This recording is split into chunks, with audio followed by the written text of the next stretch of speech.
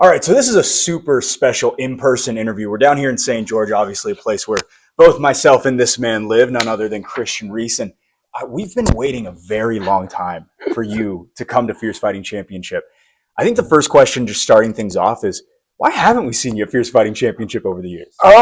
There's just been a lot of roadblocks along the way, from injuries to life and changes. And, also we've had our promotion here in St. George, and that was kind of the hard part was which one do I want to fight? I'd love to fight for Fierce, but growing up, being in St. George, watching Crown growing up, having my first uh, gist around fights was at Crown. So being able to kind of fight there first to kind of get that out the way, I was like, man, I got to do that first. And then I was like, all right, Fierce is next. I've got 100% go to Fierce. So 5-0, your sixth walk is going to be for a title. This is going to be your first title as an MMA fighter. Obviously, you have a lot of championships in your back pocket over the course of your life. But when it comes to the MMA space, how exciting is this for you to get your first shot at a belt?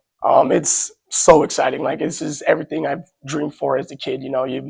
Every step I've had, I've always had reach goals when I first started the sport, and was before I turned 25, I want to win an amateur championship. So this is a huge stepping stone to build me up to what I want to get onto next. And just amazing to represent my family, my dad, and everything that we support and do around here.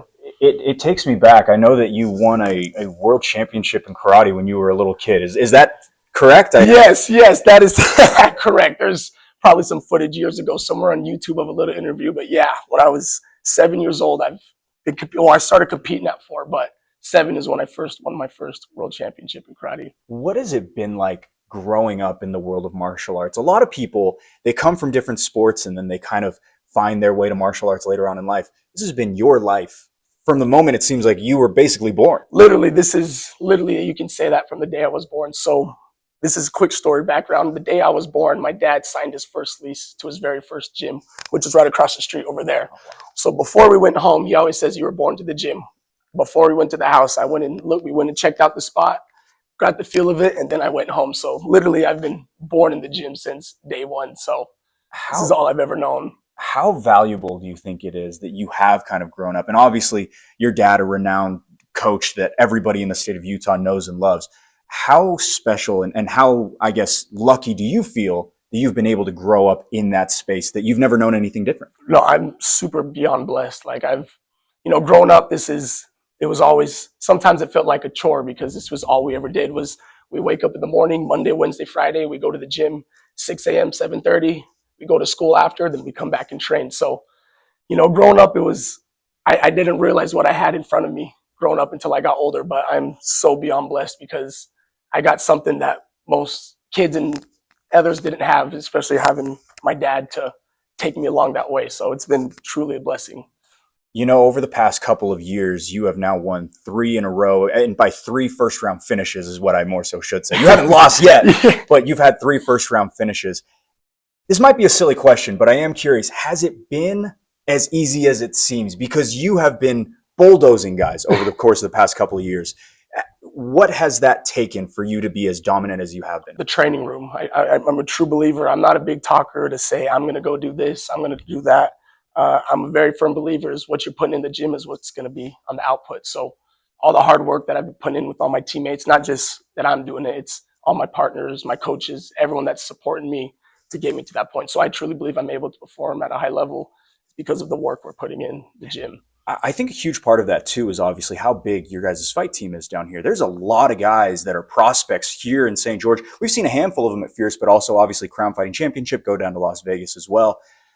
Is it nice to have kind of a nice full rotation of bodies that you're able to get as many reps as you can? And with obviously also an establishment that's been around for so long that there's so many people that are always trying to come down here to get training with you, your dad, et cetera. Yes, no, it's amazing just because right now we've got a great team coming up. We've got a lot of young guys. I can name the top of my list: Toa, Chris, RJ, the other Chris. We've got so many guys coming up, and it's awesome to have those guys because we're all working to the same goal, but it's truly just every day we're building each other up and just trying to be great, not just in the gym, but outside of the gym. That's our biggest goal. This might be an odd question, but obviously you are one of the higher prospects in the state, obviously probably the best guy in the room. I know you do a lot of coaching here at this specific location. Is it ever hard to find bodies to give you those competitive rounds at this point as you are starting to level up? Yes and no. I've got a lot of amazing training partners, but as I've gone in my career and going up, I've gone down to Vegas quite a bit to go train. So I don't know if you know Gokor with freestyle MMA.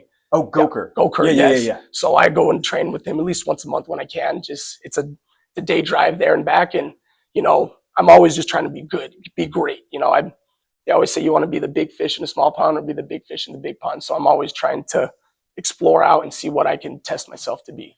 We talked about obviously growing up in a family with martial arts. What was it specifically like to not only have your dad, but also your mom is a beast as well. Yes. On top of that, all your siblings. Uh-huh. Has that always kind of just been a family culture type thing, or what is that like to have not only just one or two family members, but literally every single person in your family seems to be a martial Yeah, artist? so no, literally everybody growing up. So Mama Jen, she's my stepmom, and she got into jujitsu when they first got married, almost about 8 to 10 years ago, and she's been hardcore. She's been absolutely a great influence and inspiring to me to push it, and especially my father, who's been doing martial arts since he was 4 years old. And all I ever wanted to do as a kid was, what's your career? I want to own a karate school. I want to own a gym. I want to do what my dad did. So it's been always cool to have that. And then also my other siblings that we have them. My brother, he still helps us and trains. And my sister's a collegiate volleyball player, but she still comes in and trains with us when she can. And even my mom, before when my mom, she was an amazing point fighter. So literally everyone in my family has just always been surrounded and been around the martial arts. When did you feel like you could create a career in martial arts? Was it from the very beginning, or was it something that kind of accrued over time? I feel it from the beginning. Like as a kid, I always knew what I wanted to do is being around this. And was it fighter, gym owner? What did you want to be, and when did it kind of become necessarily MMA? I think overall is, it's a good question you asked that. Things have changed throughout the years. You asked me 5, 6 years ago, I big-headed, airheaded, oh, I'm going to be the best, I'm the champion. As things go on, I've wanted to be a true martial artist, not just being able to show what I can do in the cage, but for my students that I have to inspire them to do more than just fight. You can do hard things outside of life, try to inspire them to be great in whatever they do. So that's what a lot of my mindset is switched over to. So let me ask you this then. Looking down the road, is it not necessarily the UFC as the end goal? Is it more so building a business? What is it for you? My thing is me and my dad, we talk about this a lot, is I'm going to chase the dream as far as I can. I'm in a position where I can still train full time and do it as long as I can. But I'm very realistic with myself. There's more to things in life than just fighting. So right now it's like I'm chasing it. I'm going as hard as I can. But at the same time, I'm still able to have my next thing in line when things come to an end. So what does that path look like? Best case scenario, if you were to get to the UFC, obviously 5-0 right now, hoping to get a win on February 28th. What does the next couple of steps for you in your MMA career look like? From here, from the belt, when I win, that's always the goal, is when I win, I'm coming for the win. We sit back and talk to see what's next, maybe go for one more belt, defend it, or kind of go pro from there and chase it 100%. So do you want to be pro? Like, are you itching to make that jump yet? Or how do you feel? Oh yeah, I've been itching to jump and get it. And I'm glad I know I talk about this man a lot, but my father, he's not just my coach, he's my mentor, he's my manager, he's everything. And he puts a lot of things in perspective. I like to just jump to the case and let me get here. But there's a lot of things that I know I can work and be the best that I can be. And this is, like Chris Curtis said this best, this is house money right here. I can get all the free work I can, and then when it's time to go pro, I'm ready to go. So you've talked so much about your dad, and I do want to flip the script a little bit. You're going to be a dad. Yes. How much has that not necessarily added on pressure, but how much more important is your MMA career and also, the future after fighting look like for you now that you know that you've got a little one coming? Yes. No, it's crazy how things have switched in the past couple months. Everything, I used to just fight for me and what I do. It's like now I have something more to fight for. I can be able to, like I said, I have something, an opportunity, not a career. I have an opportunity where I can give her something more than I ever had growing up, chasing the UFC, making the big show, whether it's UFC, Bellator, whatever it is, looking at that little girl, I can see I have an opportunity to make something out of this. So that's given me that extra I guess I got that dad strength coming in. And Is it excitement? Is it nerves? What is that initial feeling when you find out that you're going to become a dad? Excitement. It was, slight nerves, and after it's like, man, I'm going to give this girl everything in the world. It's things that I'm like, man, I wanted this, and I can give this girl everything that I ever wanted. So it just excites me. Do you think that a lot of that comes from how important your dad has been in your life? 100%. I'm so grateful to have someone like my dad, because no matter what, throughout the years we butt heads or whatnot, he's been my number one. Like anything in life I needed from him, whether it's life advice, work, what I need to do to be better. I've always had that extra carry on for him. So he's a special guy. Like I could say nothing much more about great things about him. I wanted to talk to you a little bit more about growing up in this gym. Obviously, you have been around this fight scene for an extremely long time. Do you have any favorite local fighters that came out of Utah? Maybe guys that got to the next level that you really, really liked when you were a little kid? Yes. I'm very biased on this one. First one will always be Gordon the Flash Bell. That was what got me into fighting from the get.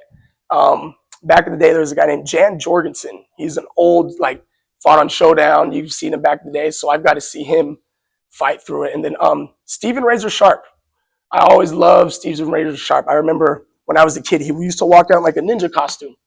He used to come out the ninja costume, I think it was WCFC, and he'd put on a show.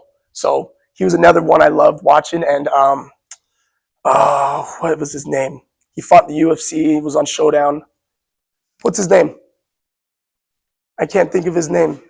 There's been Burkman, Josh Burkman. I loved watching Josh Burkman. He was an animal to watch back in those days. Would you go to these shows growing up as a little kid? Oh, yeah. Or how did that all kind of come to be? Would you drive up north, or how did that all? So I would always beg to go with this guy. Anytime there was a fight, I'm like, I want to come. I love sitting in the back just to hang out with the guys, see them warm up, watch the walkout. Like I just genuinely loved being around the fight game.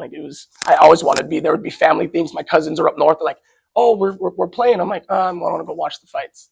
I want to go watch the guys fight. When you made your amateur debut, was it kind of a dream come true in some sort of way, or was it just always like, yeah, when I turn 18, that's exactly what I'm going to do? It was a big dream come true.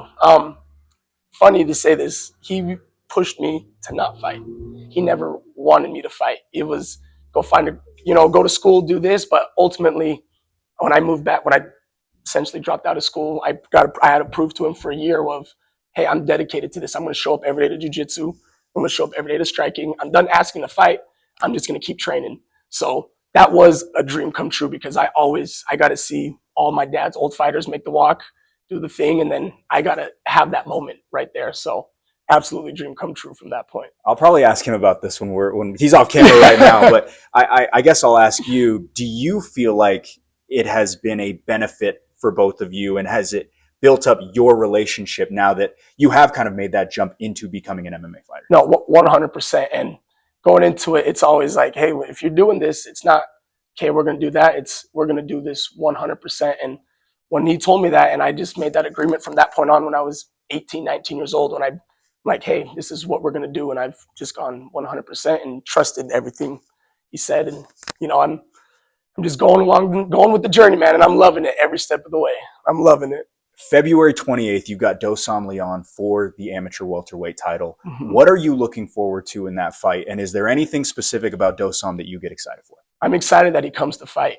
Watching his fights, especially with, I think it was Calvin Taylor, you could see in the second and third, he started to adjust and using what works best for him. And he's not going to quit. He's going to keep fighting. And I want somebody to bring that absolute dog out of me, and we can just go to war. Would you say he's one of the toughest guys you've faced up to this point? I would say yes. I've had a lot of tough opponents coming through, and I'm a firm believer, if anyone that puts pen to paper, they believe they can beat me, and anyone. So just for the fact that when anybody puts pen to paper, I believe they're the best in the world. So I train like they're the best in the world, and I give everything I got 100%.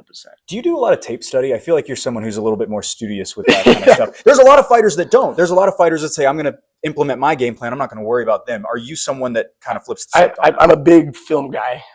I've nothing much of, especially with him, as grown up as watching kids, he'd always be like, so what do you watch? What are you seeing? What are little things or details? So as I watch fights, it's I get like almost like a nerd. I just dissect it and, watch things over and over to see what I can be better at or what he's good at and what I can always work to be the best at. Last question for me. 5 years down the line, where is Christian Reis in his MMA career? I'm in the UFC. 100%. Absolutely love it. Christian, we cannot wait for it. Thank February you, my man. 28th, Fierce Fighting Thank you, Championship guys. 38. Tickets on sale right now at fiercefightingchampionship.com. We cannot